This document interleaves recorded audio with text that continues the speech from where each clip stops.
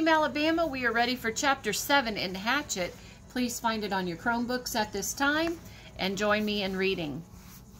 Mother! He screamed it, and he could not be sure if the scream awakened him or the pain in his stomach. His whole abdomen was torn with great rolling jolts of pain that doubled him in the darkness of the little shelter and put him over and face down in the sand to moan again and again, "Mother, mother, mother!"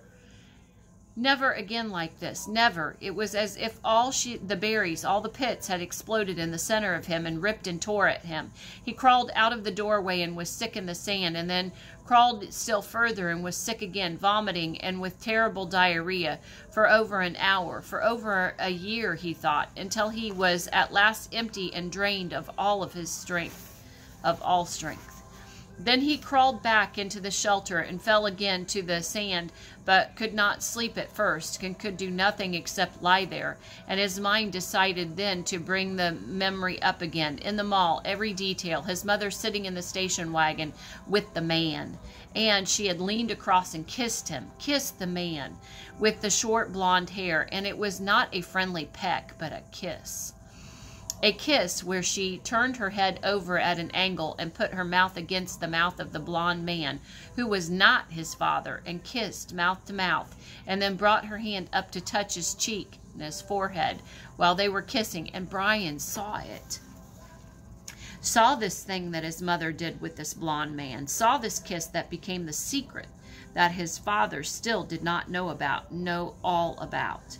The memory was so real that he could feel the heat in the mall that day, and could remember the worry that Terry would turn and see his mother, and could remember the worry of the shame of it. And then the memory faded, and he slept again, awake. For a second, perhaps two, he did not know where he was, and was still in his sleep somewhere. And then he saw the sun streaming in the open doorway of the shelter, and heard the close, vicious whine of the mosquitoes, and knew that he brushed his face, completely welted now with 2 days of bites, completely covered with lumps and bites. And he was surprised to find the swelling on his forehead had gone down a great deal. It was almost gone. The smell was awful, and he couldn't place it. And then he saw the pile of berries at the back of the shelter and remembered the night and being sick. "Too many of them," he said aloud, "too many gut cherries." He crawled out of the shelter and found where he'd messed the sand. He used sticks and cleaned it as best he could, covered it with clean sand, and went down to the lake to wash his hands and get a drink. It was still very early, only just past true dawn, and the water was so calm that he could see his reflection. It frightened him. The face was cut and bleeding, swollen and lumpy, the hair all matted, and on his forehead a cut had healed but left the hair stuck with blood and scab. His eyes were slits in the bites, and he was somehow covered with dirt. He slapped the water with his hand to destroy the mirror. Ugly, he thought, very, very ugly. And he was, at that moment, almost overcome with self-pity. He was dirty and starving, and bitten and hurt, and lonely and ugly and afraid, and so completely miserable that it was like being in a pit, a dark, deep pit with no way out. He sat back on the bank and fought crying, and then let it come, and cried for perhaps 3-4 minutes. Long tears, self-pity tears, wasted tears. He stood, went back to the water, and took small drinks. As soon as the cold water hit his stomach, he felt the hunger sharpen as it had before, and he stood and held his stomach, until the hunger cramps receded, lessened.